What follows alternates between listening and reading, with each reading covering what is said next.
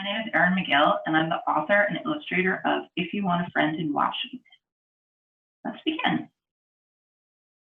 The wacky, wild, and wonderful presidential pets. And here are some of the pets that lived in the White House and some of the family members.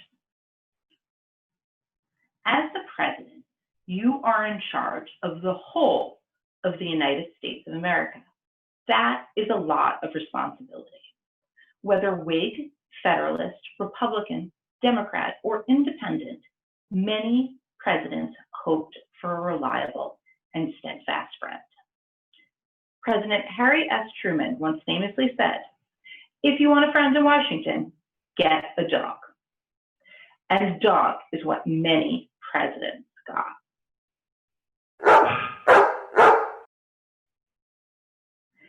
Plenty of presidents found a friend in Fido. Abraham Lincoln's dog was actually named Fido, which is Latin for trust in or confidence in. But Lincoln thought life in Washington might be too stressful for Fido. So when he was elected, he found Fido a new home with a close friend. Fala, Franklin Delano Roosevelt's dog, held the esteemed title of honorary private in the U.S. Army. George H.W. Bush's dog, Millie, wrote a book for the First Lady, Barbara. After Millie passed away, the Bushes showed their gratitude by dedicating a dog park to her in Houston, Texas, affectionately naming it the Millie Bush Bark Park. Barack Obama's dog, Bo, did not write a book for his owner, but there was hated of him. Everyone could snuggle with Bo. President Truman didn't follow his own advice. When a supporter from Missouri sent him a Cocker Spaniel named Feller, he quickly gave him away. Maybe a dog was not the kind of friend he had in mind. If you want a friend in Washington, maybe you should get a cat. And a cat is what many presidents got.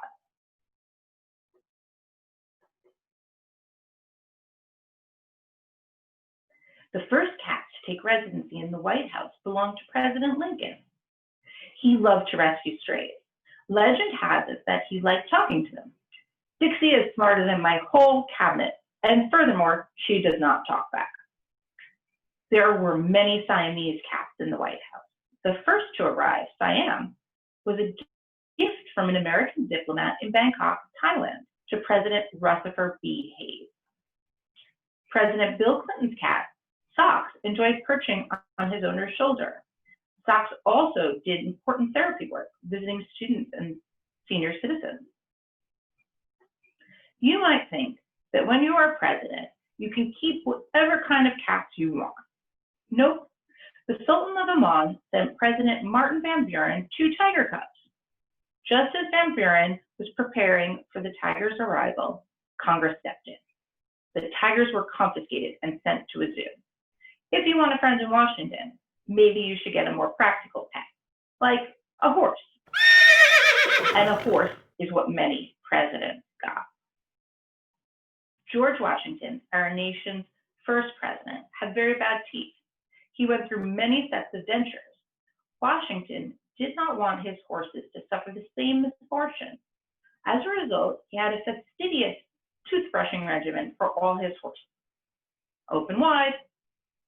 Before cars, horses were not just loyal companions, but also modes of transportation. John Adams, second president and the first to live in the White House, had extravagant taste and built 12 stalls for his horses and their fancy carriages. When Adams did not win re-election, he left his horses and carriages to the incoming president, Thomas Jefferson. Jefferson did not agree with Adams' politics or with his taste. First Lady Jackie Kennedy's horse, Starter, along with pony friends Tex and Macaroni, found themselves in the middle of a scandal when protesters revolted against their wardrobe, or lack thereof. No saddles and shoes, they were completely nude. Decency today means morality tomorrow. A nude horse is a rude horse. The horses, of course, did not care whether they were clothed or not. If you want a friend in Washington, maybe you should choose a pet that doesn't require clothing, like a farm animal. And a farm animal is what many presidents got. Woodrow Wilson put his pets to work to help the country during World War I. His flock of sheep nibbled at the White House grounds, keeping the lawns tidy so gardeners could join the war effort. Selling the sheep's fleece was very lucrative. Some of it was auctioned off to help the Red Cross, and some was used to make yarn to create products such as socks for soldiers. President William Howard Taft enjoyed fresh milk. A senator from Wisconsin thought of the perfect gift for him, a cow. Her name was Pauline Wayne, but her fans called her Miss Wayne. The bovine became very well known and even toured the country.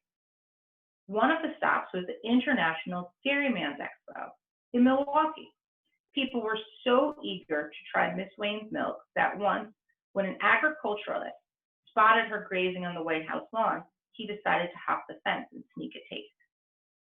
If you want a friend in Washington, maybe you should get a bigger animal, one you can't sneak up on. And a bigger animal is what many presidents got. What do you give a president who has everything? An alligator. Legend has it that's what Revolutionary War hero, the Marquis de Lafayette, thought President John Quincy Adams might like. It is said that Adams kept the alligator in the bathroom and would show it off to his guests. President Calvin Coolidge was given a pygmy hippo by businessman Harvey Samuel Firestone. Billy, as the hippo was named, was immediately donated to the National Zoo. He became a star exhibit at the 1939 World's Fair, and his descendants can be found today in zoos across America. The prize for the biggest pet goes to a herd of elephants, a gift from the King of Siam to President James Buchanan. The only problem, the elephants never arrived.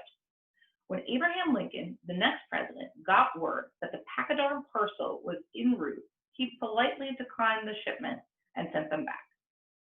If you want a friend in Washington, maybe you should get a smaller pet, like a bird. And a bird is what many presidents got. Mockingbirds were among the most popular fowl to grace the White House.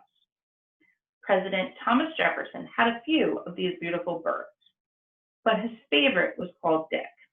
Dick had free range of the president's office, and Jefferson enjoyed harmonizing with his bird on the violin.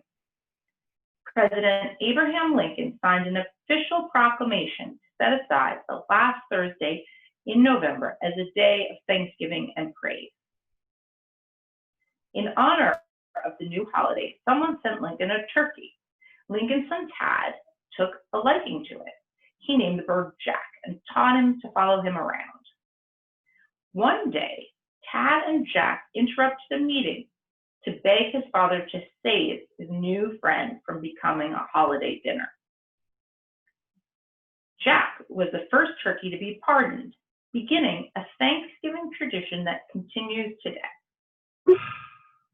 President Andrew Jackson owned an African gray parrot named Pole that had a filthy mouth. The president and Pole went everywhere together. Unfortunately, Pole outlived Jackson and attended his owner's funeral, and he had a few things to say. "Oh my word, please see that bird out. Such indignity." If you want a friend in Washington, maybe you should get a quieter, smaller critter.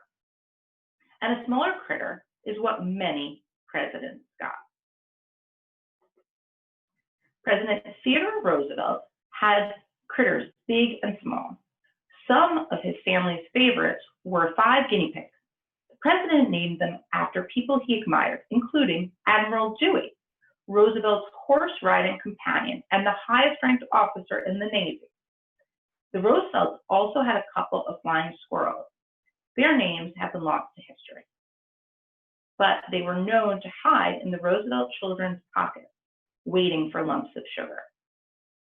First Lady Louisa Adams, the wife of John Quincy Adams, found life at the White House difficult, but she sought comfort in some tiny companions, silkworms, that she kept on mulberry trees. She harvested their silk and spun it into fabric that she used in her sewing project. Almost every president to call the White House home has found companionship and comfort in a pet. Andrew Johnson was one of the few exceptions. Even though Johnson didn't officially have a pet, one day some mice wandered into his bedroom. The mice arrived while Johnson awaited charges of impeachment. He fed them flour from his family's mill, addressing them as little fellows. Watching their antics surely brought him peace and comfort during this uncertain time. After all, even when you're leaving Washington, a friend is welcome. The end.